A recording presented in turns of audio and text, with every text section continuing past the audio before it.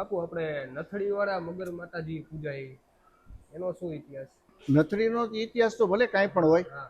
પણ મગરનું વાહન છે એનું કારણ એક જ છે કે માતાજીના જે એમના ભાઈ હતા એને ખેતલો વીર કહી ગઈ, ખેતરપાળ કહી ગઈ, મેરખ્યો કહી ગઈ. જ્યારે એમને સર્પદંશ થાય છે ને, આમ આમ ગણો તો માતાજી સાતે છે નાગકન્યાઓ છે ને. જ્યારે પાતાળની અંદર અમીનો કૂપ લેવા માતાજી જાય છે, ખોડિયાર માતાજીને સાતે બેનું છે, આવડ જોગડ તોગડ હોલબાઈ સાજબાઈ ને બીજબાઈ. માતાજી બધાથી નાના હતા, એનું નામ ખરેખર જાનબાઈ છે. પણ જ્યારે અમીનો કૂપ લેવા જાય છે એમના ભાઈને જીવિત કરવા માટે, ત્યારે ધરતીની અંદર પાટું મારીને પાતાળ લોકમાં જાય છે, એટલે માતાજી પગે ખોડા થઈ જાય છે. અને અમીનો કૂપ જ્યારે લેવા જાય છે ત્યારે ગંગાજીને તો ખબર હતી કે ખુદ પાર્વતી છે.